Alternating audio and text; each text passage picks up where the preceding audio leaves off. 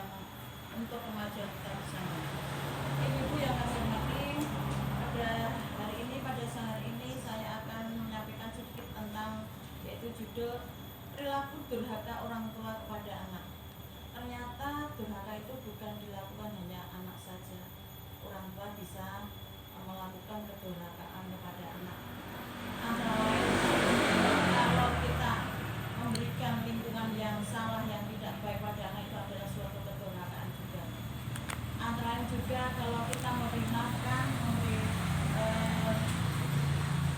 apa yang kita santap bersama anak adalah sesuatu yang haram, itu adalah suatu kedurhakaan juga. Pada kali ini yaitu tentang durhaka orang tua pada anak, yaitu menciptakan suasana maksiat di lingkungan rumah. Rasulullah bersabda, 3 golongan yang Allah haramkan mereka itu masuk surga, yaitu 1 peminum minuman keras, 2 orang yang durhaka kepada ibu bapaknya, 3 orang yang berbuat dayus, yaitu yang menanamkan perbuatan dosa kepada keluarganya. Ibu-ibu, perbuatan maksiat itu adalah semua perbuatan yang dengan tegas terlarang atau dilarang oleh Islam dan dikenai sanksi-sanksi konkret seperti berzina, minum khamr, mencuri, berjudi, menganiaya atau membunuh orang lain. Tapi sanksi atau hukuman tersebut dari perbuatan maksiat tersebut hanya bisa dilaksanakan oleh negara atau pemerintahan yang berdasarkan Islam. Jadi tidak bisa dijalankan oleh perseorangan. Maka dari itu perbuatan-perbuatan tersebut yaitu perbuatan yang dilarang oleh Islam, tapi sanksinya adalah suatu sanksi yang dilaksanakan oleh suatu badan hukum Islam secara resmi. Jadi secara perseorangan kita tidak bisa menghukum orang-orang yang berbuat maksiat seperti tersebut di atas. Adapun hal-hal atau perbuatan buruk atau selain maksiat, yaitu perbuatan buruk lainnya adalah sifat atau akhlak yang oleh Islam dinyatakan tercela, tapi sanksi konkretnya di dunia tidak ada. Seperti kalau kita sombong, kita ghibah, kita durhaka pada orang tua, kemudian kita orang-orang yang lari dari hutang, itu tidak ada sanksi di dunia, dan sanksinya di akhirat. Yang kita bahas kali ini adalah menciptakan rumah tangga yang bersih dari perbuatan maksiat atau hal-hal yang dapat merusak akidah dan akhlak anak adalah tanggung jawab orang tua dan sekaligus menjadi hak anak, yaitu hak untuk mendapatkan pembinaan tauhid, ibadah dan akhlak yang terpuji. Orang tua yang tidak memberikan hak-hak anaknya tersebut sebagai perilaku durhaka pada anaknya. Dalam hal ini kita fokus pada perbuatan orang tua yang menciptakan suasana rumah tangga penuh dengan dosa dan maksiat. Kira-kira ada apa tidak, Bu? Ada ya. Jadi orang tua yang membiarkan perbuatan maksiat di dalam rumah tangganya. Nah, dosa-dosa yang dilakukan orang tua seperti ini yang disebut dayus. Nah, dalam hadis tersebut orang yang berbuat dayus yaitu yang menanamkan perbuatan dosa kepada keluarganya. Contoh-contohnya demikian, misalnya ibu, orang tua yang membiarkan anaknya berpacaran di dalam rumah dengan alasan bahwa ada mahramnya. Berdasarkan ada mahramnya dengan alasan dalihnya. Tapi perbuatan tersebut tentunya tidak dibenarkan oleh Islam.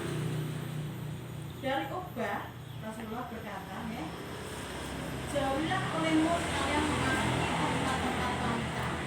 Lalu seorang sahabat Ansar bertanya, bagaimana pendapat Tuhan tentang ipar? Rasulullah bersabda, ipar adalah maut. Ibu-ibu yang punya ipar hati-hati. Ipar saya itu banyak ya, ipar laki-laki saya banyak dan masih hidup. Ada Pak Mustaqim, Pak Muslimin, Pak Jenal, Pak Arifin, Heru. Banyak laki-laki, ipar saya laki-laki banyak. Maka dari itu Rasulullah bersabda bahwa ipar itu adalah maut. Sehingga anak saya itu saya nasihati dengan ibu anak perempuan saya, Isna Nurul Salis, laki-laki selain bapakmu dan suamimu adalah harimau. Saya gitu karena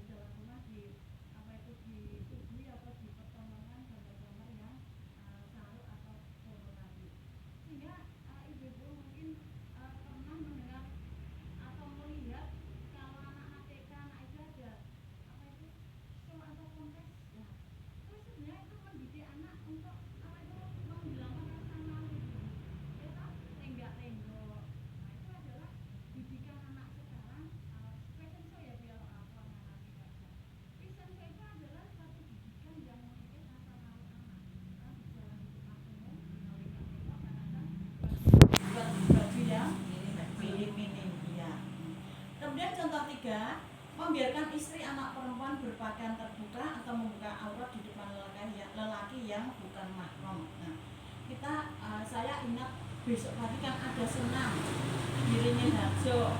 Nah, itu kadang-kadang seperti acara seperti ini kita banyak melihat orang-orang perempuan-perempuan berpakaian minim plus body di lapangan ya Bu ya.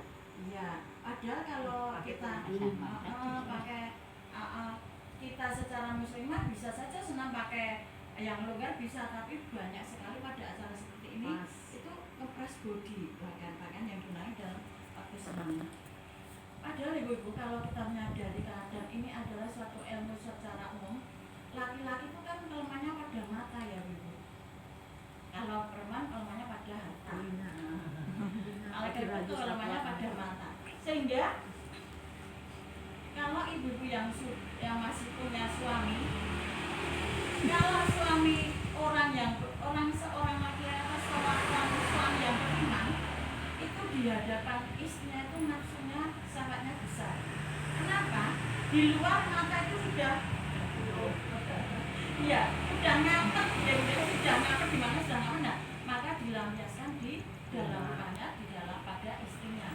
Sehingga kalau kita melihat berita-berita ala selebritis yang dalam hubungan suami LDR, itu kenapa mereka kadang-kadang punya istri lagi? Ya maklum ya, karena jauh dari istri. Sedangkan yang dihadapi setiap hari itu bukan istrinya. Bagaimana dia akan melampiaskan sahabatnya atau kebutuhannya itu.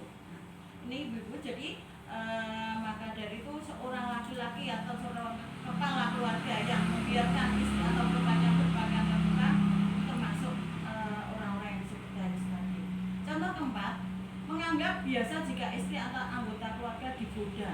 Jadi ada laki-laki atau bapak-bapak atau suami bila anak perempuannya atau istrinya digoda itu malah bangga, ikut tertawa-tawa. Kesimpulannya ibu, seperti dari saya bahwa dayos adalah orang yang kehilangan rasa peduli terhadap kehormatan keluarganya. Demikian yang sedikit dari saya, semoga dapat menjadi pembelajaran bagi saya sendiri dan umumnya bagi ibu-ibu semua. Terima kasih. Astagfirullahaladzim. Assalamualaikum warahmatullahi wabarakatuh. Waalaikumsalam.